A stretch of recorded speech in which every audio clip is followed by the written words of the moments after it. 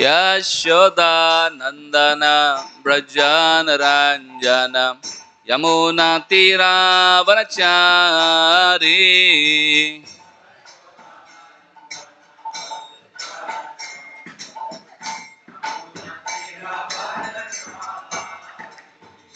Yamuna Tira Vanachari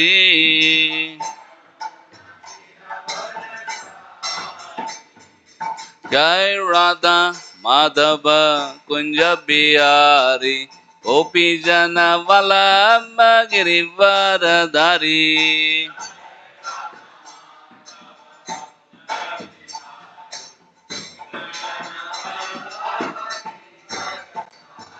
Yashoda Nandana Brajana Ranjana Yamuna Tira Vanachari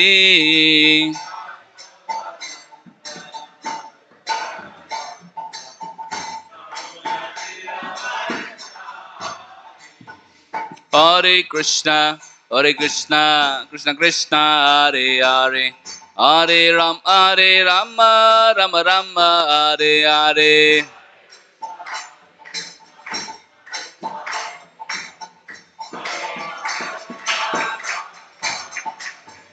Hare Krishna Krishna Krishna Hare Hare Hare Rama Rama Rama Hare Hare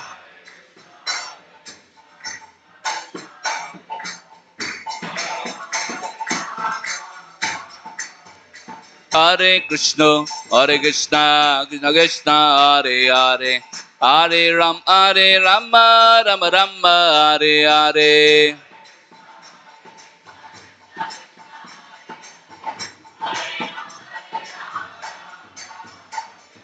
Hare Krishna Krishna Krishna Hare Hare Hare Rama Rama Rama Hare Hare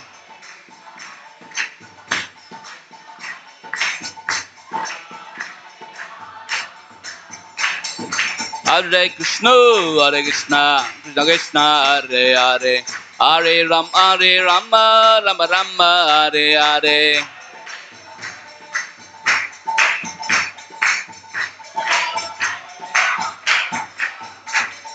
Hare Krishna Krishna Krishna Hare Hare Hare Rama Rama Rama Hare Hare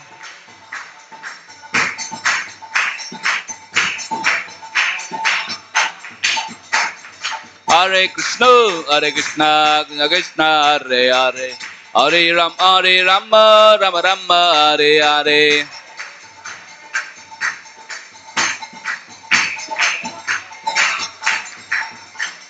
Hare Krishna Krishna Krishna Hare Hare Hare Rama Rama Rama Hare Hare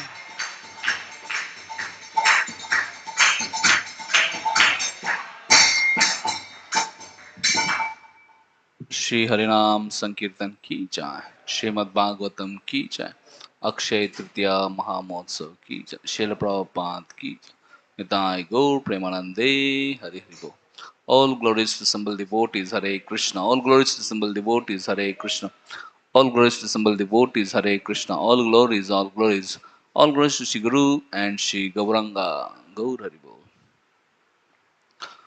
Om Namo Bhagavate Vasudevaya Om Namo Bhagavate Vasudevaya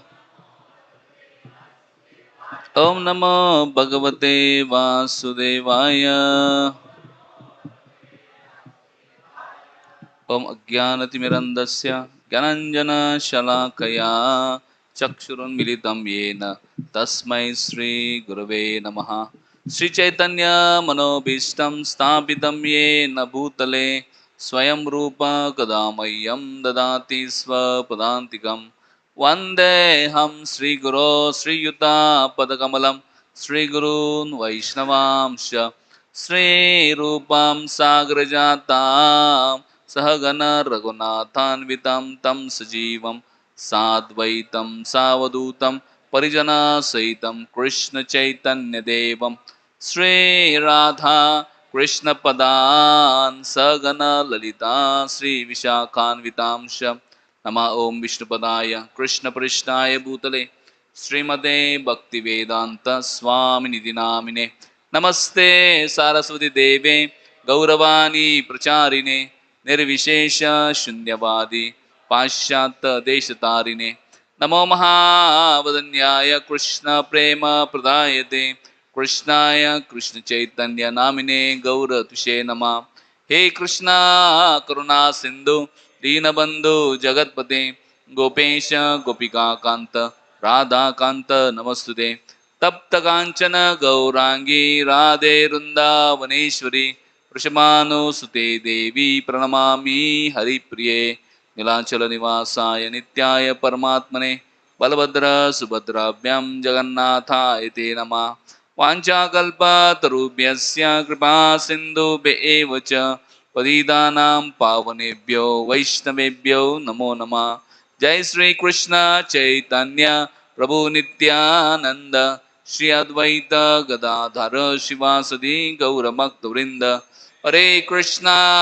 Krishna Krishna Hare Hare Hare Ram Ram Ram Hare Hare Hare Krishna Krishna Krishna Hare Ram Ram Ram Hare Hare Hare Krishna Krishna Krishna Hare Ram Ram Ram Hare Hare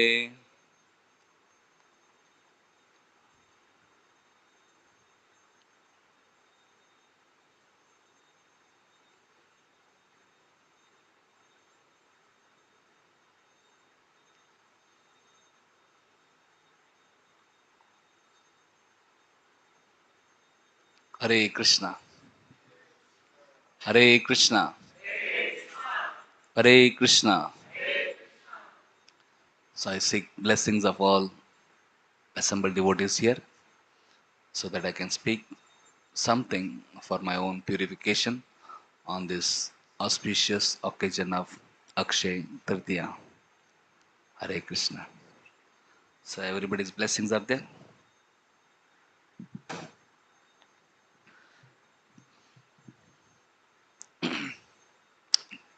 Today is one of the most auspicious occasions.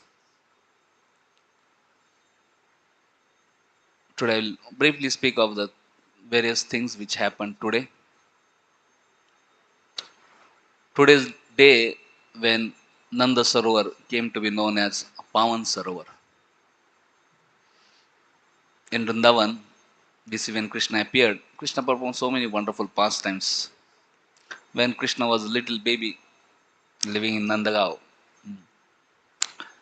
one day he saw Mother Yashoda was making a lot of arrangements. She was cooking special items which were not daily cooked. She was frying many things. So he went and asked Yashoda, Maya, is there any special today? There is some special cooking going on. Maya said, actually, your Baba is going for a pilgrimage. So I'm making some journey prasadam. So he can have it on the way. So Krishna went to Nanda Baba and said, Baba, I heard you are going for a Tirth Yatra, pilgrimage. Where are you going?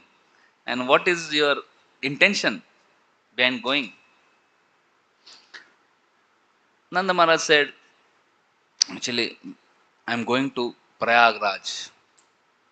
We see when we come in this material world, we get contaminated by so many sinful activities and we are uh, uh, become filled with so many sinful reactions to that. So I'm going to holy place, Prayag, and I'll bathe in Triveni there so that I can be free from all the sins. So Krishna said, oh, really? So Krishna doesn't like anybody who leaves Vrindavan. He wants all his devotees to be in Vrindavan. So, and he is very expert in speaking. So he spoke very sweetly to Nanda Baba. He said, Baba, today is not very auspicious day. Tomorrow's day is very, very auspicious. So if you want to start pilgrimage, you can start it on auspicious day. Tomorrow is Akshaya Tritiya, the most auspicious day. So any auspicious thing you do on auspicious day, it has an eternal benefit. Akshay. Shay means that which deteriorates. Akshay means that which never deteriorates. So any spiritual activity, any activity we do on this day, it is said it increases. It doesn't deteriorate. Devotional service is eternally Akshay. Any day you do devotional service, it is Akshay only. Devotional service towards Hari, Krishna is Akshay. Mm. So any day we do devotional service, it's Akshay. But definitely on auspicious day, if you do, it is even more beneficial. So Krishna convinced Nanda Baba that don't go today, go tomorrow. And he spoke so sweetly, so nicely. And Nanda Baba got convinced. He said, okay, beta, I'll postpone my visit to Prayagraj to tomorrow. So next day, which was the holy day of Akshaya Tritiya, Nanda Baba got up very early, even before Brahma Murta, and went to take bath. How many of you have visited Nandagaon in Vrindavan? Just on Nandagaon, you see on the top of the mountain there is Nanda Bhavan palace is there, and if you come down in front of that mountain, there is a big sarovar. So earlier it was called as Nanda Sarovar.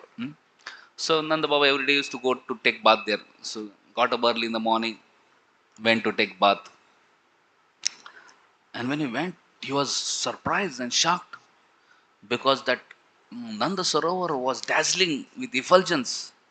There are so many effulgent, beautiful personalities. He saw some beautiful, effulgent ladies, apsaras, goddesses. He saw some very powerful, beautiful, effulgent personalities, some devatas. So he was wondering, who are they and what are they doing? So he approached one of them and asked, who are you? Hmm? And what are you doing here? He said, I am Prayagraj. And he said, do you know who is she? She is Ganga Devi herself. And do you know who she is? She is Narmada. And then, do you know who she is? She is Kaveri. And he started introducing. And all the holy places and all the holy tirthas of entire universe had come there. And Prayagraj said, you are asking what are we doing here? He said, all throughout the year, all the people in the world come and take bath in us. He said in Prayagraj, Tirtha, so many people come, they take bath in Triveni and they deposit all their sin. And because of that, all throughout the year, accepting sins of all the people, I become overburdened by sin. So once a year, on this day of Akshaya Tritiya, I come here and bathe in this sarovar so that I can be free from all my sins and get purified. So saying like that, he just jumped in that Nanda Sarovar, he bathed, he rolled in the dust, again bathed, and he was feeling so ecstatic, so joyful. And Nanda Baba was just saying that all these great personalities, effulgent personalities, everybody was very joyful. They were taking bath, and then all of a sudden they departed from this. Mm. Nanda Baba later on took bath, his bath, and they was wondering, all these holy places are coming to this place. I was planning to go to Tirtharaj, Prayagraj, but I was so fortunate. Today I got darshan of Tirtharaj, Prayagraj, here itself. And I'm going to Triveni. I was planning to go to Triveni to take bath, but all these Trivenis are coming here and they are bathing here. Prayagraj is coming here, bathing here and purifying themselves. So he thought there's no point going there. They are coming here purifying. And anyway, my darshan is over because already I saw them personified here. So what is point in going there? So thinking like that, he cancelled his yatra to Prayagraj and he came back home and he told Mother Yashoda, so my dear uh, Devi, now my visit for Prayag is cancelled. She was surprised. I did so much cooking, I did so much preparation. Your visit is cancelled. What happened all of a sudden? He said, I was planning to go to Prayagraj to have darshan of Prayag to get bathed in the Triveni. But today morning, on this auspicious day of Akshaya Tritiya, I had darshan of everybody right here. Hmm. I had darshan of Prayag, I had darshan of Ganga, Yamuna, Saraswati. So all my Tirtha Yatra is successful. So Krishna arranged this divine vision for Nanda Baba to see. And Krishna wanted to tell Nanda Maharaj and all Brajavasis that all holy Tirthas are here. This Vrindavan is the holiest of the holy place and there is no need to go anywhere. And especially on this Akshaya Tritiya, since all the holy Tirthas and holy rivers come and bathe in this Sarovar. This Sarovar was Nanda Sarovar because Nanda Baba is great devotee of Krishna. Great devotees of Krishna, Tirtham Kurvanti Tirthani. They are so exalted that they can purify all the holy places also. So, Nanda Maharaj, because he's always carrying Krishna in his heart, is so exalted that the pond in which he takes bath has such potency that it can purify all the holy places, all the holy tirthas, all the holy rivers. So, therefore, from that day onwards, Nanda Baba's Sarovar came to be known as Pavan Sarovar. So one can go physically and take bath. Or if one cannot go physically, one can also take bath mentally. Spiritual things are so powerful that there are no barriers of time and space.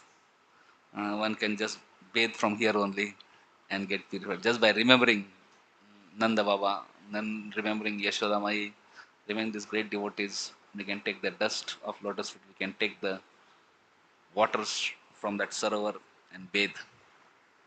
Our great Acharya Sanatan Goswami used to sit on that bank and do his bhajan, chant Hare Krishna, Krishna Krishna, Hare Hare, Hare Ram, Ram Ram, Hare Hare. Krishnadas Babaji Maharaj, disciple of Bhakti Siddhanta Thakur, who had a great taste for chanting Hare. He used to sit there and chant. So that place is holy, and when great personalities also come there, they perform their bhajan, that also becomes extremely holy. Today is also special day. Today is the appearance day of Parshuram. Parshuram is one of the very famous incarnations of Krishna. Matsya, Kurma, Vara, Vaman, Parshuram, Ram, Balram, Buddha, Kalki. These are famous Dasavatars most of people know and worship. So today is also holy day, holy auspicious appearance day of Parshuram. We see Parashuram's activities are mentioned in Srimad Bhagavatam. There was a great sage called Richik Muni. When he wanted to marry, he went to the emperor of the world. That time, King Gadi was ruling over the world. So he went and requested Gadi that, my dear sir, my dear King Gadi, can you please give me your daughter in marriage to me? So here was the Emperor Gadi. His daughter was Saraswati, very qualified, very beautiful. And this King Gadi was thinking, oh, this Ruchik Muni, he is such a poor Brahmana. How can I give my daughter to him? So he did not want to give daughter in marriage to this Ruchik Muni. At the same time, he was afraid if I say no, this Ruchik Muni may curse me and I will be ruined. So he came up with the idea. He said, my dear Ruchik Muni, I can give you my daughter in marriage to you, but with one condition. What is this condition?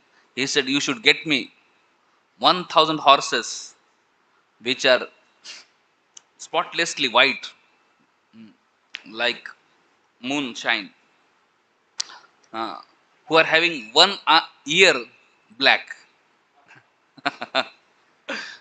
So to have horse, even one horse completely white with one black ear, very difficult. What to speak of having 1,000 horses with one black ear and whole body white, So Gadi made this condition with the hope that this Muni would not be able to fulfill that condition. In that way, I can say sorry. But when Ruchik Muni heard it, he understood what is in the mind of this Gadi. He understood this king doesn't want to give his daughter in marriage to me. But then he was also very exalted. He had done so much tapasya. So he went to Varun Dev and he told Varun Dev, please arrange somehow or other. I want 1,000 horses who are as white as moonshine with one ear completely black.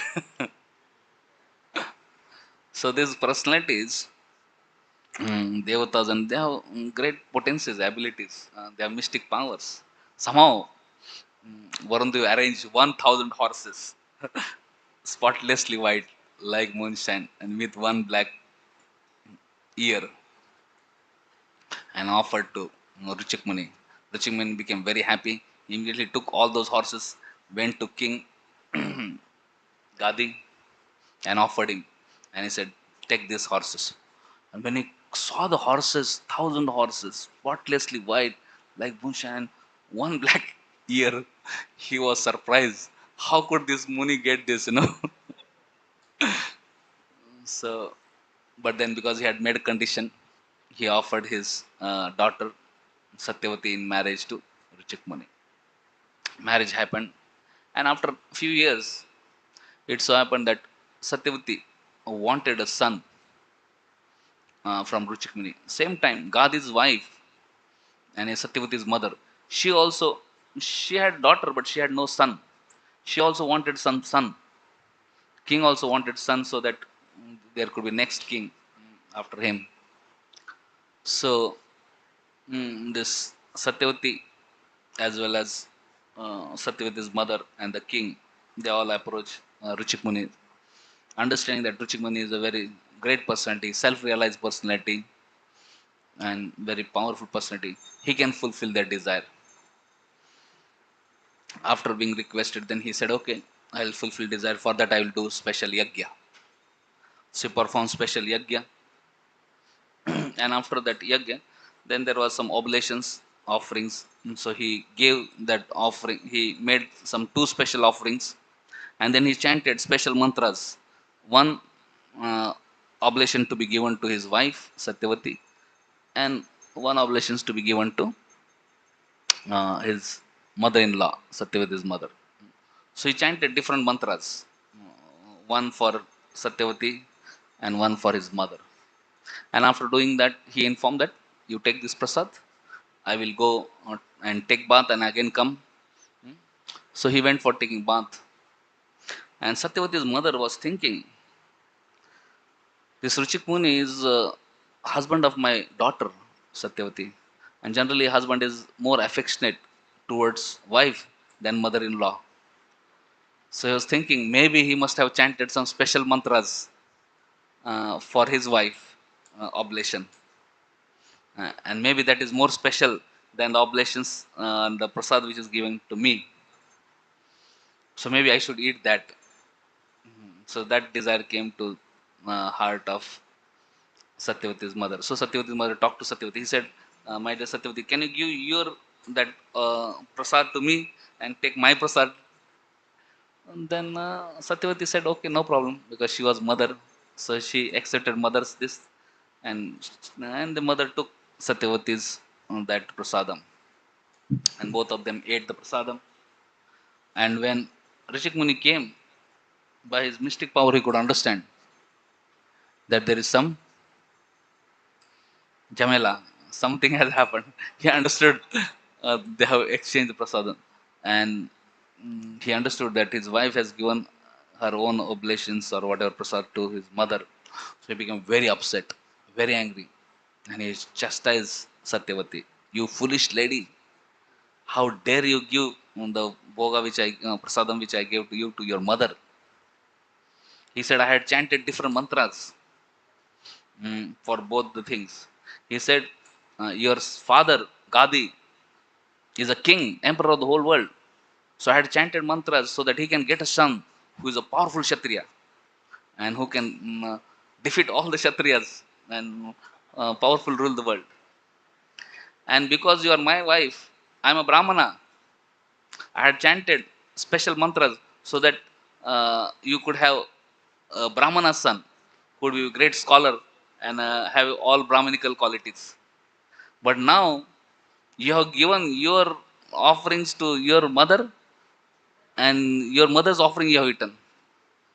Since mother has eaten your offering, she will get a son who will be great scholar and a great Brahmana. Hmm?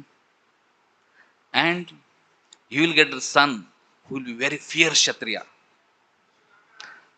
When she heard that, she felt very sorry. She started repenting. She started crying. She said, "No, no, I am a now wife of a Brahmana. I want a Brahminical son. I don't want a Kshatriya son." So she started begging forgiveness and all these things, and then uh, seeing the pitiful nature of his wife, and she's lamenting. So then Richik Muni said, "Okay, no problem. Your son will be Brahmana, but I will carry forward that Kshatriya thing to your grandson. So your grandson will be very fierce Kshatriya. Huh? Uh, so your son will be Brahmana, great exalted Brahmana, but your grandson will be very fierce Kshatriya." That's how later on Gadi got a son whose name was Kaushik. Later on he became Vishwamitra Muni. Though he was a king, son of a king, but he was not satisfied being a king because he had Brahminical qualities. Later on he performed so much tapasya, finally he became Brahma Rishi because his mother had eaten that offering by which he could get Brahmana son. Finally, Gadi's son became a great Brahmana, Brahma Rishi, Vishwamitra Muni. And Satyavati's son became a great uh, sage, saintly person, Jamdagni. And Jamdagni's son became Parshuram, who became very fierce. Though he was born Brahmana, but he became a fierce Kshatriya. Anyway, Parshuram is empowered incarnation of Lord. And he came for a special purpose. He came to defeat all the puffed up Kshatriyas. When Parshuram appeared, that time mm, there was one very powerful king. His name was Kartiviri Arjun. He was great devotee of Dattatreya. Dattatreya is also uh, uh, incarnation of God. So he worshipped mm, Dattatreya, and by mercy of Dattatreya, he got all 8 mystic powers. He got so much strength. Mm. Practically became undefeatable by all the devatas and all the kings. He became very powerful. One time, when Ravana heard about the prowess of Kartivir Arjun, he decided to attack his capital city, Mahishmati, on the banks of Narmada. So he came along with his huge army and he camped on the banks of Yamuna, outskirts of his capital city. And this Kartiviri Arjun, he went to Narmada to take bath along with his queens and many ladies, and he had 1,000 arms, very powerful. And just playfully, with his 1,000 arms, he just blocked uh, flow of Narmada river. It became like a dam. Just by his own hands, he just made a dam and blocked river Narmada. And because flow of river Narmada was blocked, Narmada overflew, and that it completely wiped away the camp of the Ravana. Ravana had made a camp on the banks of Narmada, so whole his camp got washed up by the waters of Narmada, just by his playful things, So all his army was, scattered. When Ravana saw that, he became very upset and angry. He thought, I will go and humiliate and defeat this Kartivir Arjun. So Ravana went very angrily to the place where Kartivir Arjun was taking bath along with his queens and other ladies. So he was so angry, upset, and he challenged this Kartivir Arjun with a desire to humiliate him. But Jai Shri Shri Nitai Gauranga ki, Srila Prabhupada ki Jai. But Kartivir Arjun, he was just playfully enjoying his water sports, and he just playfully captured Ravana and completely kidnapped Ravana. Ravana couldn't do anything. Finally, he imprisoned Ravana, and later on, Ravana became like a play toy in hands of his children. Like sometimes children are given some play toys. So Ravana became like a play toy for him. And it was such a humiliating for Ravana. And Ravana understood that I cannot play with this Kartivara. He's too powerful. Mhm. So Kartivara Arjun was so powerful. Uh, Ravana surrendered to Kartivara Arjun. He begged forgiveness. He said, never ever I will come on the way. And then and when he begged forgiveness and surrendered to Kartivara Arjun forgave him and left him. So Karthi Arjun was so powerful that even Devatas had no power to defeat him, or what to speak of any Kshatriya on earth. But because of that power, he became puffed up. He became proud. And one time when he was going with his huge army in the forest hunting, somehow he came across Jamdagni Muni's ashram. Jamnagni was a very great saintly person, self-realized person, self-satisfied person.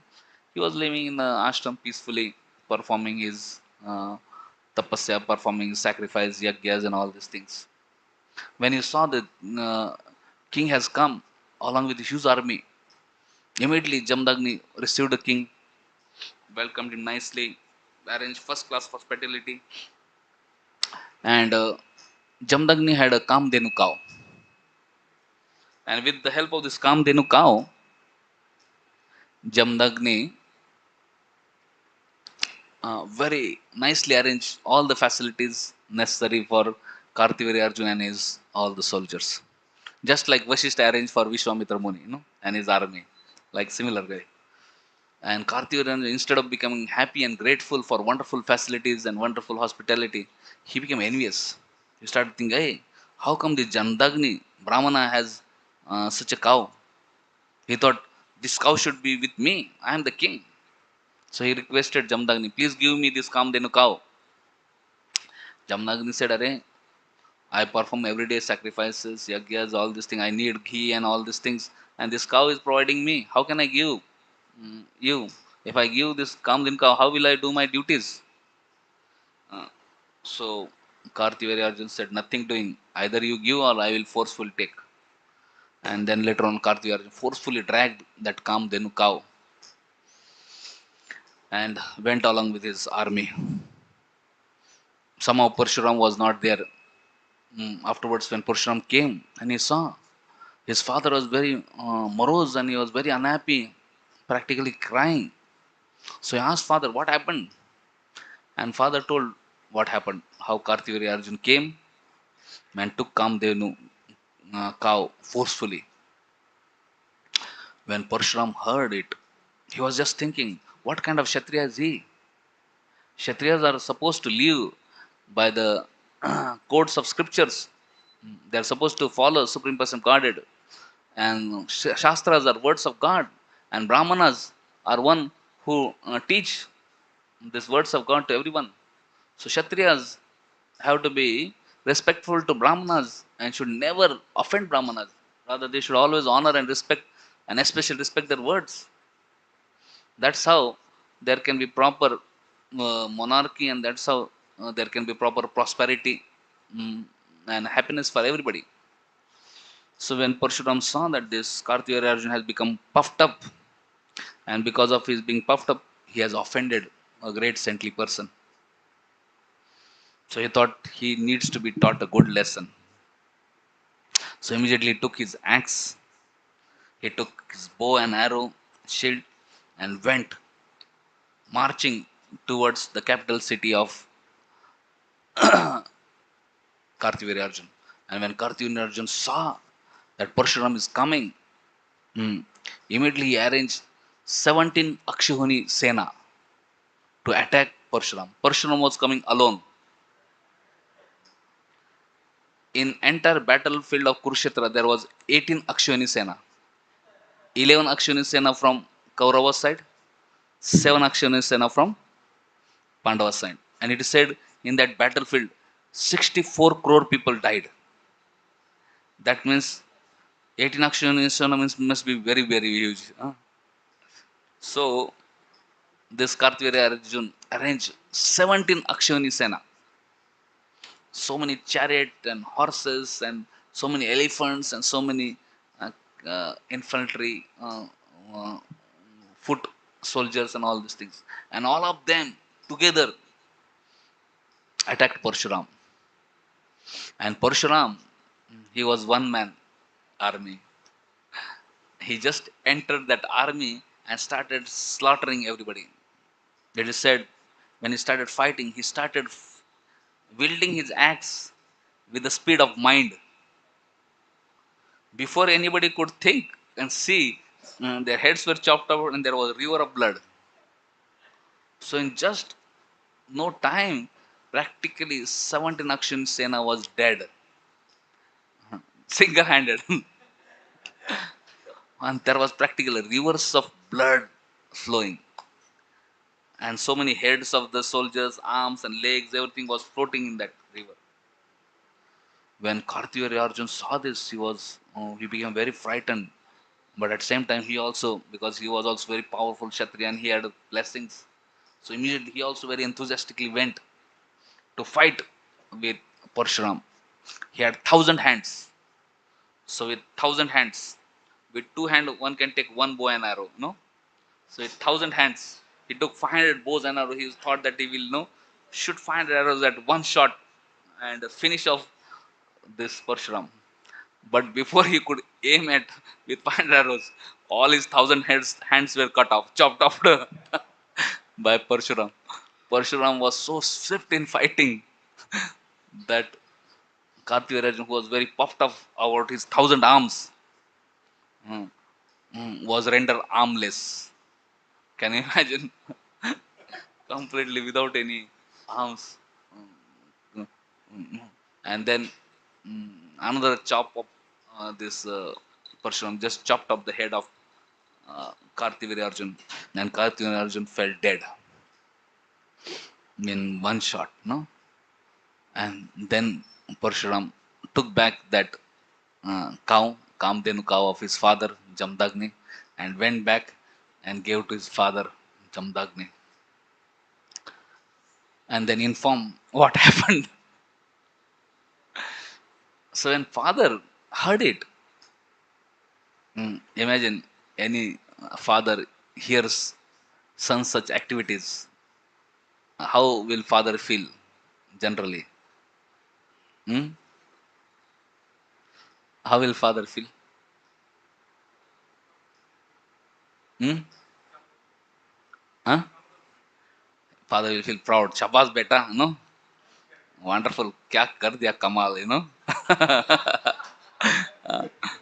So, but when Jamdagni mm, heard what happened, he was not very happy. Then he spoke. I will read some things which he spoke. Uh,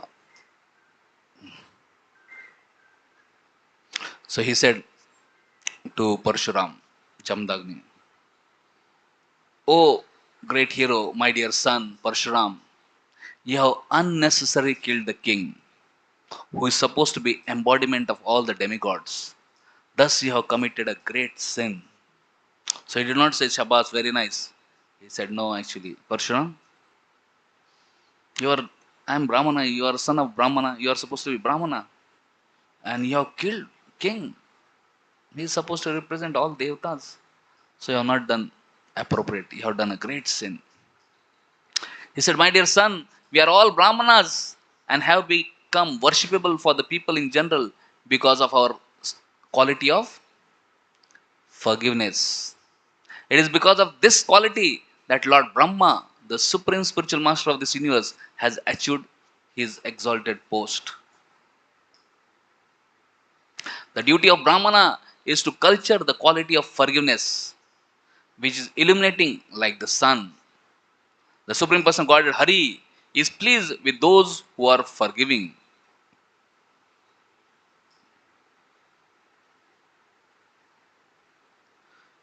He said, my dear son, killing a king who is an emperor is more severely sinful than killing a Brahmana. But now, if you become Krishna conscious and worship the holy places, you can atone for this great sin. So, he said that you have done wrong because you are supposed to be forgiving, but instead of forgiving, you have took revenge. Prabhupada writes, different people become beautiful by possessing different qualities. Like Kakubad is very black but becomes beautiful because of his sweet voice. Similarly said, woman becomes beautiful not by her beautiful external bodily features but by her chastity and faithfulness to her husband.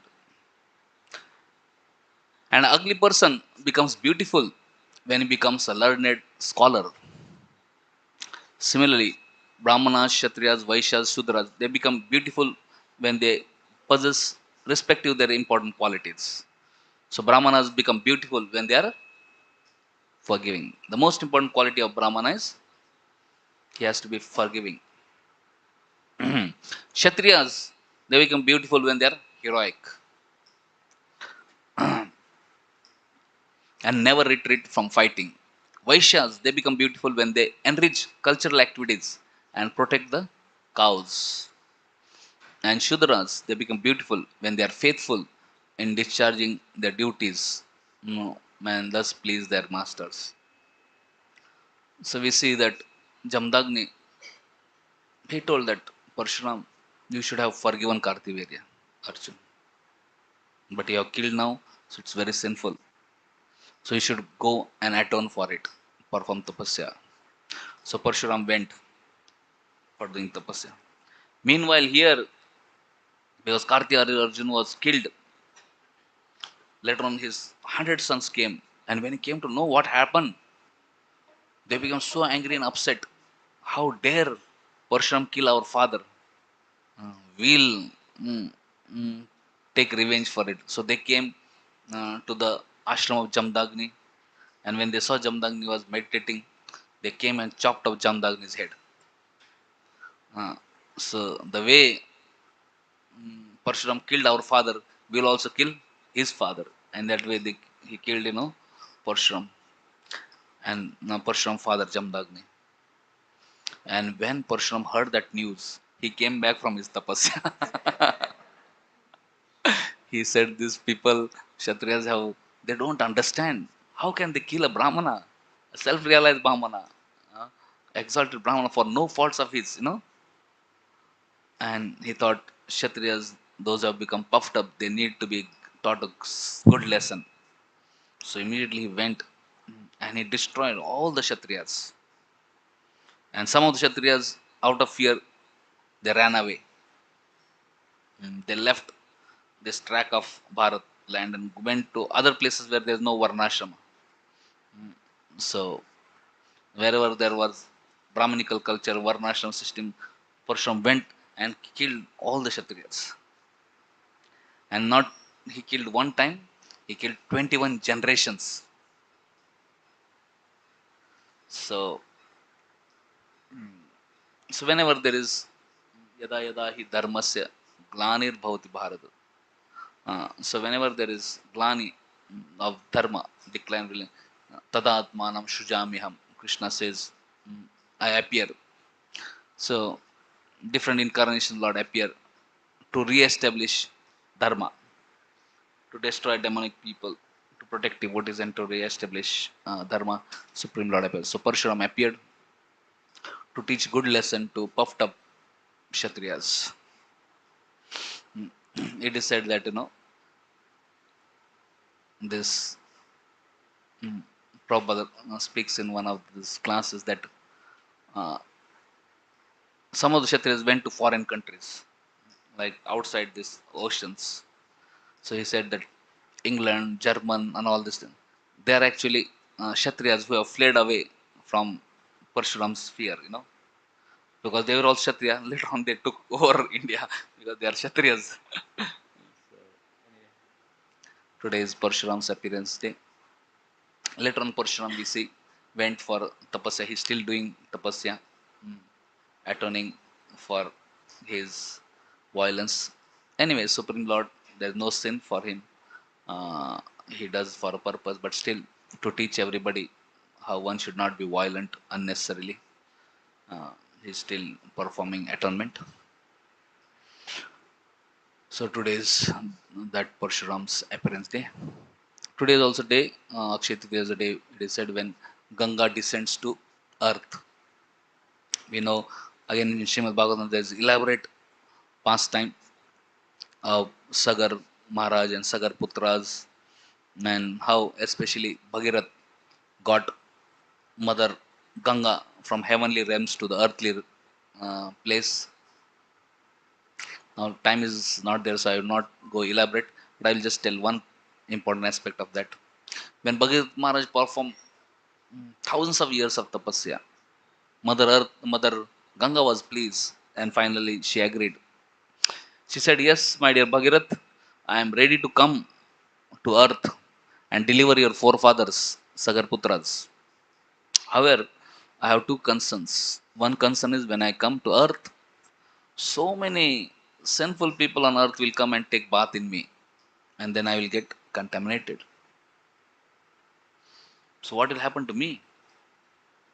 And second, she said, when I'll come from heavenly realm to earth, practically there will be so much force, it may destroy earth.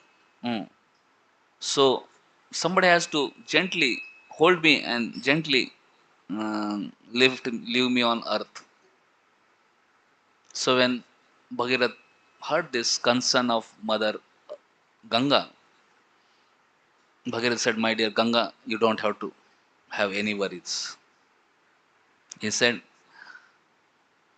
Mother Earth is filled with many saintly people, and for generations, always Earth is always uh, having the fortune of being touched by the lotus feet of saintly people. So these saintly people, great devotees of Lord Vaishnavas, when they come and take bath in you, you will be purified of all the sins. So when Bhagirath spoke like that and Ganga heard, Ganga was convinced, because Ganga also knows the power of Vaishnavas, saintly devotees. Because saintly devotees are always holding Supreme Lord in their heart. They're always carrying Lord in heart.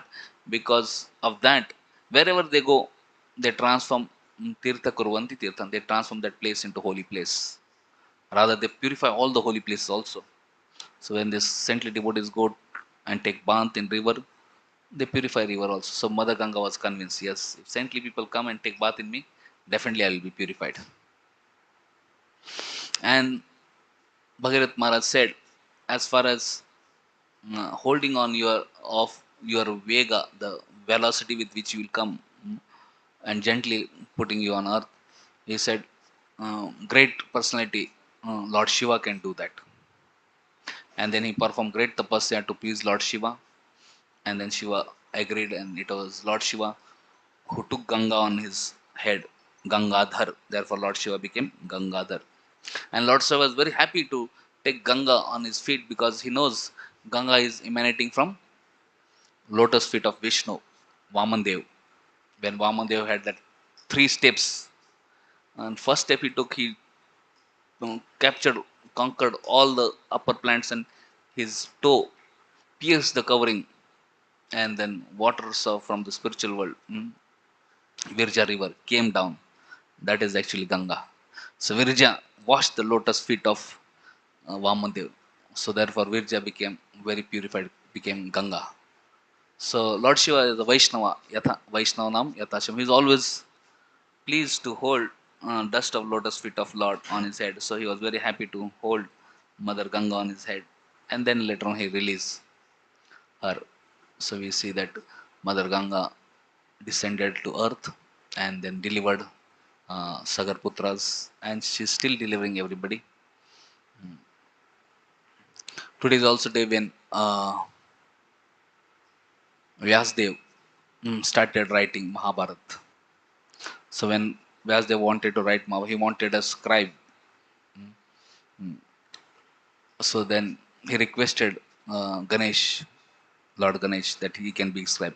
Ganesh said, "Okay, I can become your scribe, but with one condition: you should continuously speak, and I will continuously write. If you stop speaking, then I will stop writing, and then I will not continue." Then Vyasdev said, "Okay, uh, I'll speak continuously and you write continuously, but I have one condition. You should only write when you understand what I am speaking. And when you understand and everything, you accept it, then only you write. If you have any doubt, if you have any questions, you should not write. Only when you heard it, understood it, then only you should write." So Ganeshji said, "Okay, no problem. I will do that." So we see Vyasdev started speaking, Ganeshji started writing, and when Vyasdev had to think what to write, then he would speak some complicated verse. When he would speak complicated verse, that would take Ganesh to take a time to understand, decode, and by that time Vyasdev would get some time to think about further things. So that's how he wrote Mahabharata. So in Mahabharata, you'll find sometimes some complicated verses come on in between, all of a sudden. So that verses are there specially designed by Vyasdev just so that he can get some time. And Bhagavad Gita, the essence of all Vedic literatures, is actually part of Mahabharata. So Bhagavad Gita is also in one way written by Ganeshji. So Lord Ganeshji accepts Bhagavad Gita. Hmm. Had he not accepted or had he had doubts, he would not have written. In Bhagavad Gita, Krishna says, "Am sarvasya prabho matta sarva parvat iti matva bhajante ma buddha bhava samanvita." How most Indian people accept Krishna as God and they become devotee of Krishna and serve Krishna with love and devotion. And in conclusion, in Bhagavad Gita, Krishna says, "Sarva dharman paritejya mam ekam sharanvrajya aham tam sarva papebhyo mokshayishyamasucha."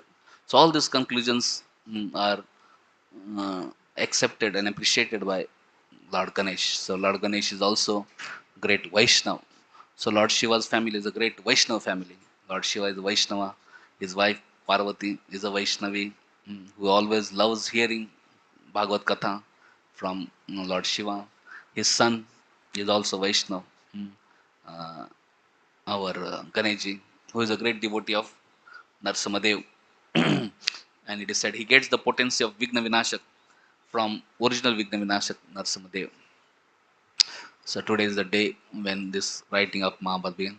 Today is also day when uh, Yudhishthir Maharaj and Draupadi they received Akshay Patra from Sun God. When Yudhishthir Maharaj lost his kingdom in gambling match, he had to along with his brothers and Draupadi and they had to go to Vanvas exile.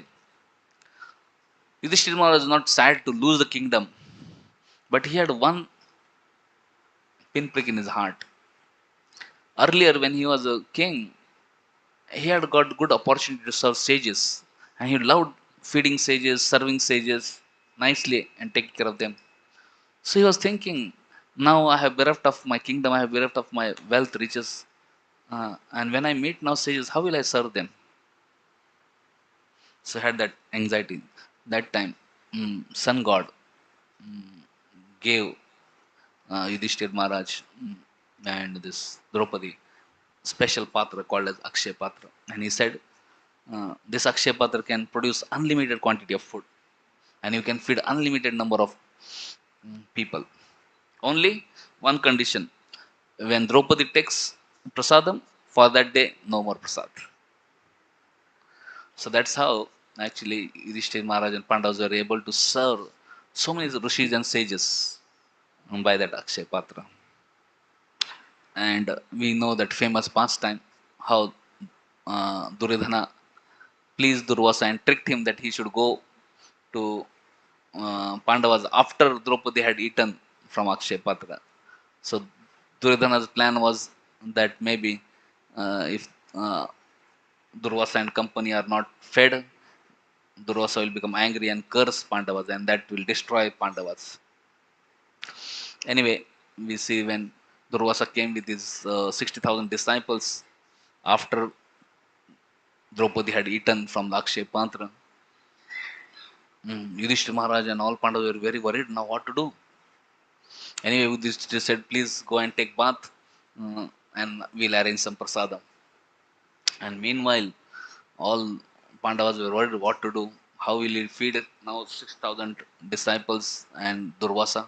That time Krishna came and Krishna asked for the food from Draupadi. And Draupadi said, there is no food. That's why we are in anxiety. And now we're in anxiety how to feed this Durvasa and 60,000 disciples. Krishna said, no, no, you just find out Akshay Patra. Something may be there. And she went and found there was some shark little bit or some grain. And then she gave that to Krishna and Krishna ate. And Krishna was satisfied. And as soon as Krishna was satisfied, Durvasa and all his 6,000 disciples, they also became satisfied. So Shastra say, Yasmin Tushtam Jagasam. If Krishna is satisfied, everybody becomes satisfied. And later on, when Bhima went to call Durvasa for Prasad, Durvasa and all company ran away. They're thinking they must have cooked big feast and now we are full with stomach, we don't know how we'll eat. So in this way, Krishna saved uh, Pandavas from wrath of Durvasa. Also, Akshaya Tritiya is the day when Treta Yuga begins, and also Ram Rajya begins on this day. This also now time is up, so I'll go fast forward. This is also day when Sudama met uh, Krishna at Dwarka. Sudama was a beggar in one sense, but actually was not beggar because he was having bhakti in his heart, so he was richest man. But materially he was a beggar. So he came to Krishna, and Krishna snatched that chipped rice, and just by that, later on, Rukmini or Lakshmi bestowed Sudama with unlimited wealth. So this is the day Sudama got his palace of gold. Mm, His cottage transformed into gold. So therefore, people consider this very auspicious day to come to temple. They think maybe we'll be also blessed like Sudama. So it's a very special day. Many people visit temples to get blessings. Also, this is a day, it is said, Kubera got his position as a Kubera, the Lord of Wealth, and the he became the in charge of all the wealth and treasure. He got all that wealth. So this is a day of wealth. So therefore, on this day, many people buy gold, silver, and all these things, and they also on this day they give a lot of charity. Mm. So also today is a day when those who go to north for Char Dham Yatra, Badrikashram Yatra, and all this, today is the dead day. It gate opens and people get opportunity to have darshan of Badrinath, Kedarnath, all these things. Also in Simhachalam, the special deity, Varanarasimha. So special deity. Mm, all throughout the year, it is cooled with chandan. So every day they will put chandan on that deity. By the year, whole deity gets covered with the mountain of chandan. So generally, when people go, they just get the darshan of the chandan. But on this day, once a year, this darshan only once a year. On this day of Akshaya Tritiya, they remove entire chandan and one can get the actual darshan of the deity. And all that chandan is distributed as prasad. One time I went to that Simachalam, and every time I go, this is just like a Chandan, mountain, You can't understand is Narsimha Devada. But I was in line and I was just thinking it would be so nice if we can have Narsimha Dev Darshan, because if you just have like mountain of Chandan Darshan, sometimes we may not develop that emotions or feelings or prayerful mode. I was just thinking it would be so nice if you have beautiful Narsimha Dev Darshan. Then one devotee came who serves there, and he just took me in the line and then fast forwarded me and took. And when I went in darshan, I was just amazed. It was huge, beautiful Narasimha Dev, such amazing, very very beautiful. I offered prayers and I was very happy to see darshan. But then I was doubtful. Arey, I think there is some problem. I said. So I asked devotee that Prabhuji, I heard there is no darshan of Narasimha Dev. It's only Chand, how is that today there is is there where is another that DT which is original DT where I want to see that original DT darshan. Then he said no Prabhuji, this is only original DT, but on the special days they have this external vesha, like veshbhusha, like they do, like sometimes our Jagannath is dressed as externally dressed in different forms. Similarly, on special occasion they dress above the chandan, they dress like Narsimadev. So it was so beautiful darshan, I was just thinking Narsimadev is really desire fulfilling. Sometimes we desire something, desire get manifested. But today's day one can get that original darshan of Simachalam. And most important for all of us is actually today is the day when Chandan Yatra begins. For 21 days, deities will be smeared with chandan. It's a hot season, so Lord is also person. He is not a stone or wood or metal. He also feels hot. We want AC, we want fan, we want cooler. So Lord's way of getting cool is to apply chandan on body. So we see when Indra Maharaj installed Jagannath ji in Jagannath Puri, later on he appeared to Indradumna and said, "My dear Indra, I am feeling extremely hot. Please arrange chandan and apply all chandan on my body." So Indra Maharaj arranged this Chandan Yatra. Mm.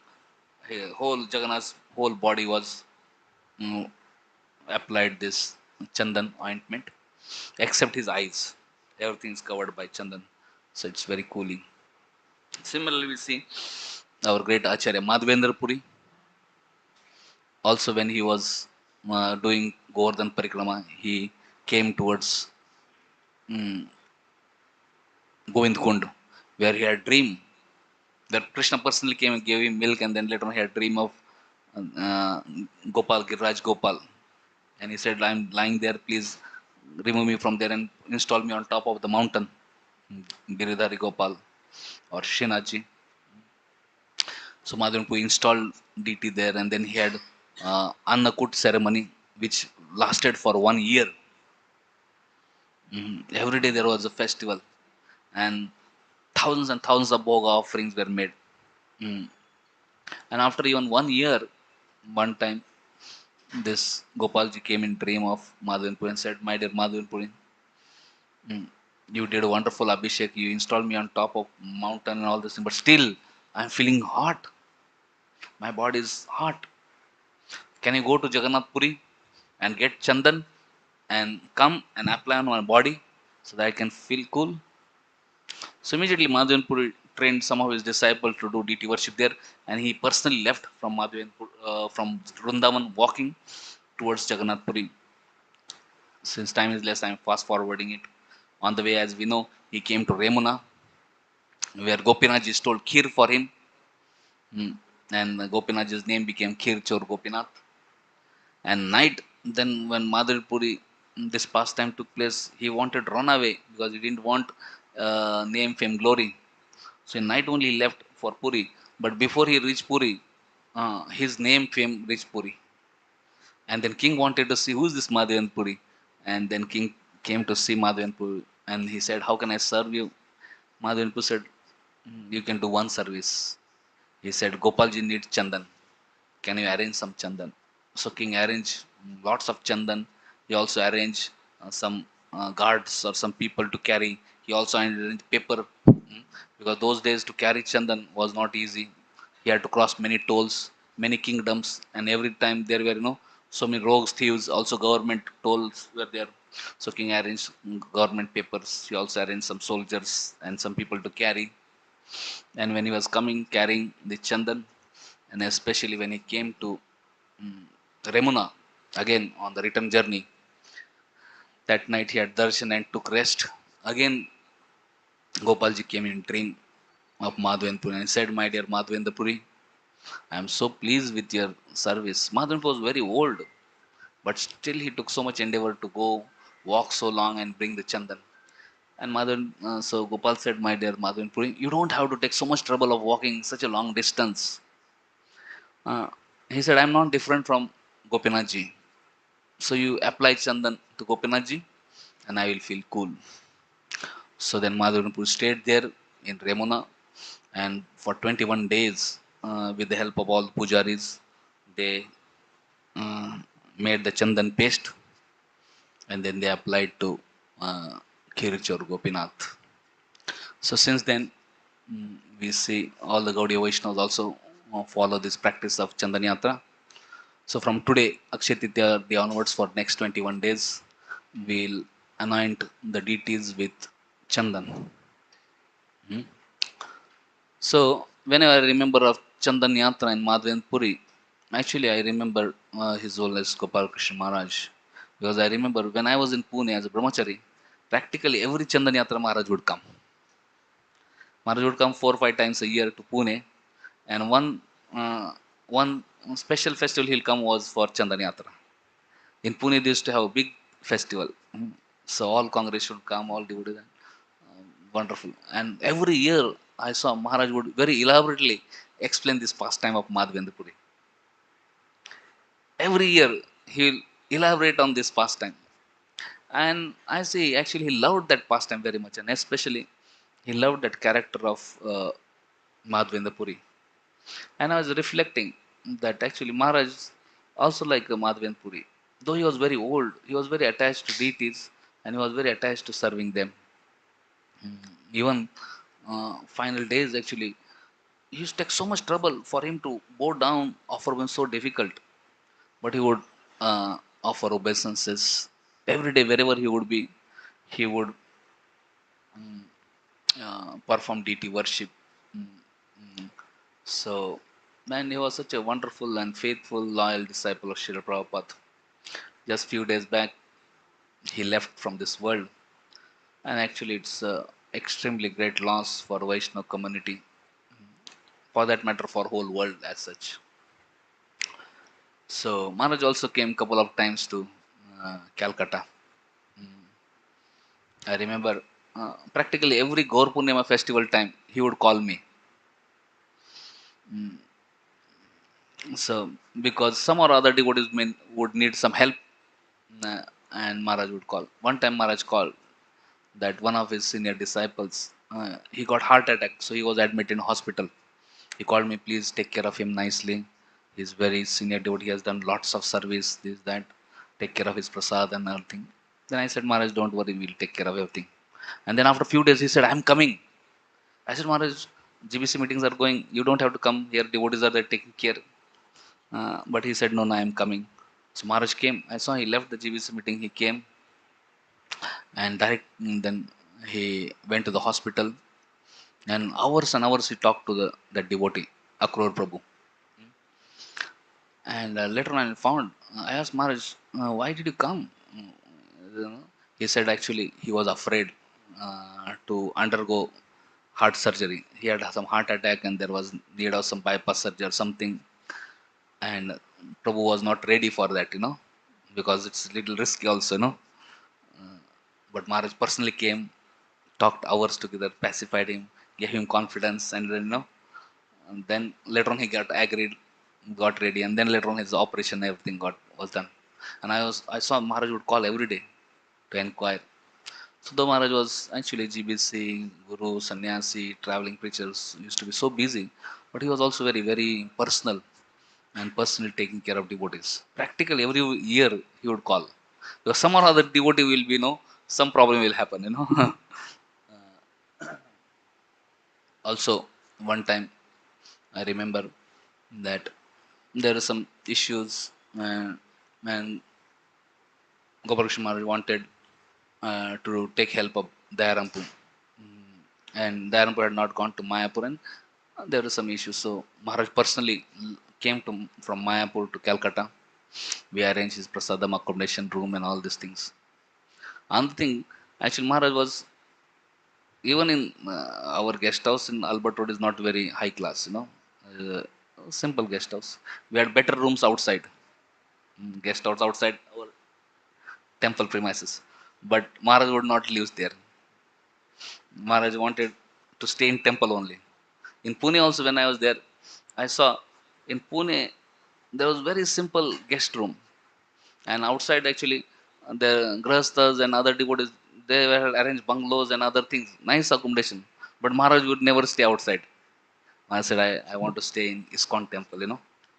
Like Prabhupada, even ISKCON temple was not complete in zoo. He wanted to stay in ISKCON only. He didn't want to stay outside.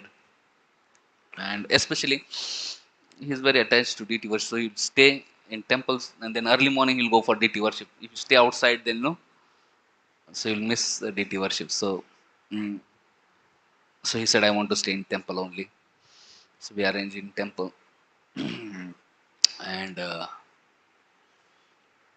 Maharaj came, and then there were long meetings. Then I asked Maharaj morning, when can I arrange some program? He said, yes, I'll be very happy to do program. So then we arranged program that time in Behla, which is little far, 1 hour, 1.5 hours. So Maharaj, I told Maharaj the program will be at 6:30. So 5 o'clock we'll leave from here because traffic and other things. Maharaj said no problem, we'll leave. So Maharaj had meetings, and then 1 hour, 2 hour, 3 hour meetings were going on. 5 o'clock. So I went, Maharaj, I think we should wind up now. 5:30 will leave. Maharaj said no problem, little bit. And 5:30 happened. 6 happened. I said, Maharaj, maybe we should cancel the meeting. I think cancel the program. It seems that it is becoming very late. So I think we can cancel because here in Calcutta, 8 o'clock program ends. People 6:30 to 8 o'clock, they will try to go to their homes. There will be line for prasadam. Then after 8, nobody hears. So if you leave at 6 o'clock, by the time we'll reach 7:30 and all, there won't be much. No? So maybe I will arrange other time. I said, hey, don't cancel. Hmm? Then 6:30 happened. I went, Maharaj, I think it's too late. We can cancel. He said, no, no, don't cancel. Tell them I'm coming. So by the time practically meeting got over by 6:45 or something, then we left at 7 o'clock. We reached there 8:15 or something. But somehow devotees were still there. I was very afraid whether devotees are there or not there. But all devotees were doing kirtans. Then Maharaj got down from the car, went to the stage. It became 8:30. By the time he's finished Jai Radha Madhav, he elaborately sang Jai Radha Madhav Hare Krishna. It became 8:45 something. And then he started katha. And he gave long katha till 10 o'clock. And I was amazed. Somehow all the people also were staying. I was afraid that people will run away. and no, uh, but I saw Maharaj enthusiastic till 10 o'clock. He gave class, and again he did kirtans. And again, by the time we reached back to the guest house, it became 11:30, 12. But Maharaj was very happy. Okay. And generally, uh, initial days, because I was in Pune, and Maharaj used to come 4 or 5 times a year. We had a lot of association. So whenever Maharaj would come, in Pune, programs would get over by 9:30, 10 o'clock. And when Maharaj would go to his room, there would be a big line. Uh, Many people want to meet Maharaj, and Maharaj would not so no to anyone. Huh? There would be big line, no? 50, 60, 70 people in line. One by one, Maharaj would meet. And by the time all meetings will get over, it will be 12:30, 1, like that, no? No. 11:30, 12, 12:31. What, Maharaj will not say no, that, no? कि अरे He will meet any new person also. He will not discriminate. No, anybody wants to meet, one by one, like Balaji, one by one meeting. No, so I saw. One time I remember, devotees, Maharaj health was not good, so devotees told all devotees, managers told all, nobody can make line here. Hmm?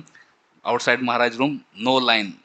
Now 3 days Maharaj has come, he should, take little rest. He can just give some class. And so first day Maharaj gave class, nobody came, because managers had told, Second day Maharaj gave, nobody came. Maharaj was wondering, what is this? Maharaj called manager.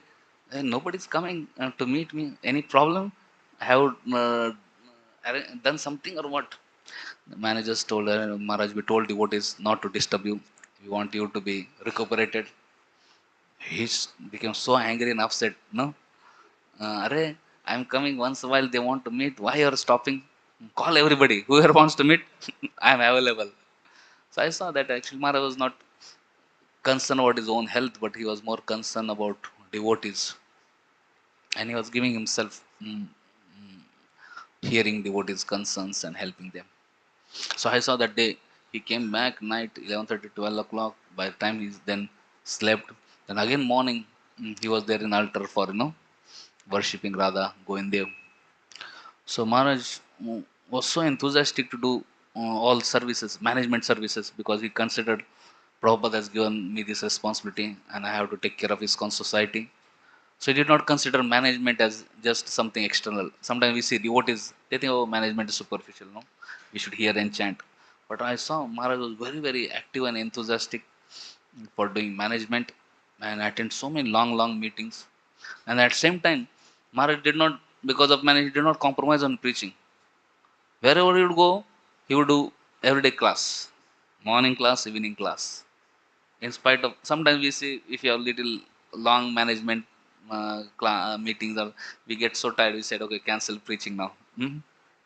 But Maharaj, I saw he never cancelled that program. He did a program. He said, "Arey, I have informed people will come, what they will feel if we cancel." No, Maharaj used to be very concerned about, how devotees will feel, mm, and he would extend himself. And then in night, even if he would get up late, he would get up early, mm, uh, take bath, get ready, and worship deities. So he has been doing it all this faithfully for more than 56, 57 years. Such a exemplary life. And actually, when Prabhupada left this world in 1977, ISKCON had 7, 8 temples only in India.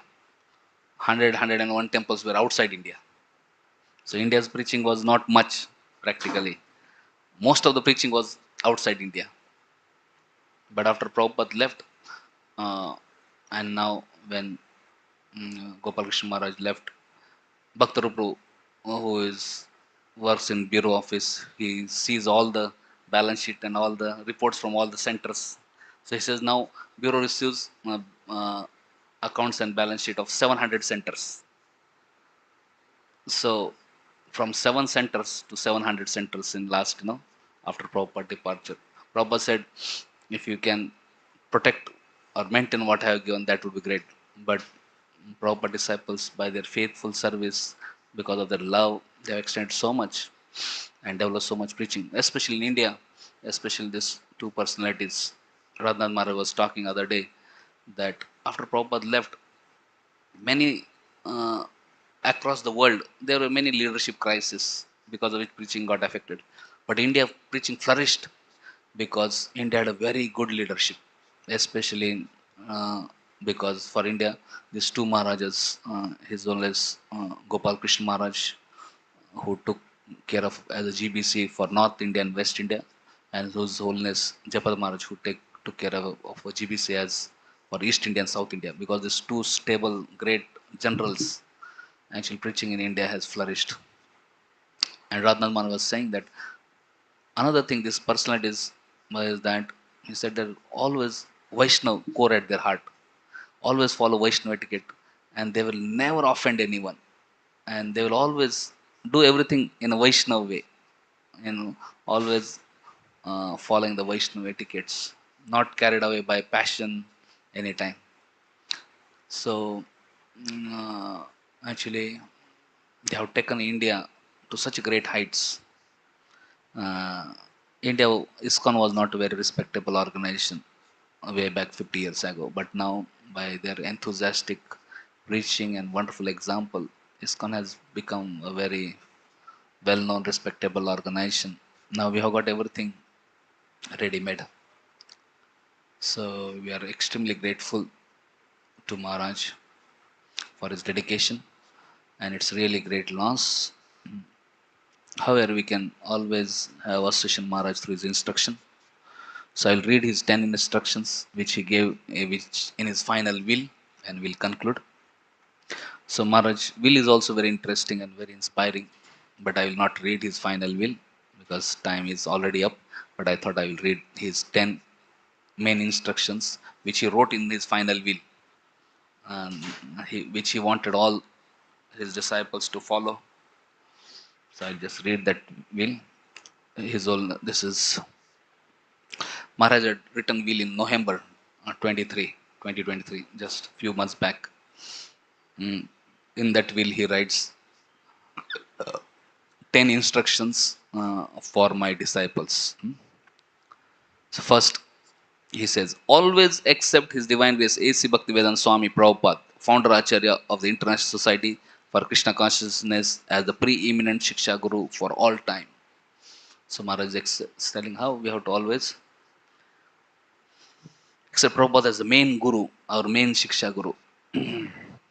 We may have other Shiksha Gurus, Diksha Gurus, but all their teachings should be in line with preeminent Shiksha Guru Srila Prabhupada. Second, always accept ISKCON's GBC, Governing Body Commission, as the ultimate managing authority of ISKCON and Srila Prabhupada's representative, and to therefore follow its instructions and directions. So Maharaj is requesting everybody to accept GBC and follow instructions of GBC. Third, lead your lives so as to be exemplary representatives of ISKCON and Srila Prabhupada. When we are living, we should always know that I am representing Prabhupada, I am representing ISKCON, so our behavior should be exemplary. One brahmachari leader from Zoo, he was in his offering telling that one time in Zoo temple he was eating Mahaprasad in the temple with keeping his legs on another chair. When Maharaj came, he saw. Later Maharaj called him. He said, Arey, if anybody comes from outside and sees you, it would be such inappropriate, You should be conscious that you are representing Prabhupada, you are representing ISKCON, and you have to behave, sit, eat, talk, everything in a proper way, in a exemplary way. Mm. Fourth, cooperate together with all other ISKCON devotees to push this movement forward. So, like Prabhupada also wanted that all devotees cooperate because we have a great task to make every person in this universe Krishna conscious, not an easy task. Prabhupada did grand things and Prabhupada disciples have done grand things. But still, if we see how many devotees are there, India has 100 crore plus population. Yeah? Am I correct? 100 crore, 150 crore, 120 crore. How many devotees are there? Less than 1 crore, maybe 10 lakhs or whatever. So, though preaching has expanded, great, but there's much more to do. So, for that, Maharaj is saying we have to cooperate together to push forward this movement. Fifth, when some of you advance sufficiently to become gurus and sannyasis to work under the GBC authorized processes to take up those services. Sixth, never leave ISKCON. First and foremost, think of yourself as member of ISKCON. Never fight with ISKCON. Resolve your differences internally in a Vaishnav way. So, Bhakti Maharaj also used to say, never leave ISKCON. So, all proper disciples, they have this concern that uh, nobody should leave ISKCON. Should remain the shelter of Prabhupada. Never align yourself with persons or groups not authorized by GBC. Eighth, seriously study Srila Prabhupada books on a regular basis. Always chant at least 16 attentive rounds every day. Maharaj said, your quota is not 16 rounds. Your quota is 16 attentive rounds of Hare Krishna Mahamantra. Chant at least 25 rounds on Ekadashis and special festival days, and strictly follow the four agreed principles of no meat eating, no gambling, no intoxication, no illicit sex. Ninth, work to make ISKCON a dynamic society. 10th, continue donating your time and resources to ISKCON's causes.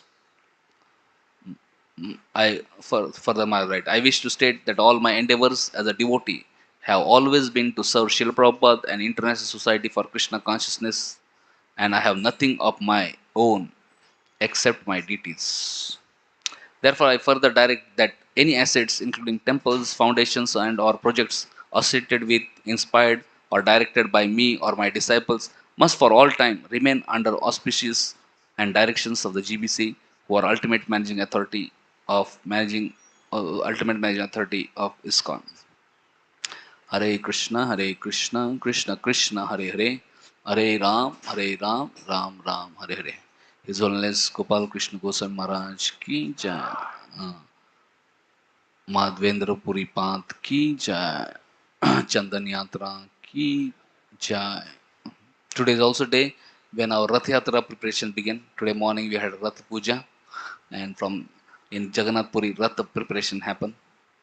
And so Prabhupada said Kolkata Rath Yatra should be one of the biggest Rath Yatras.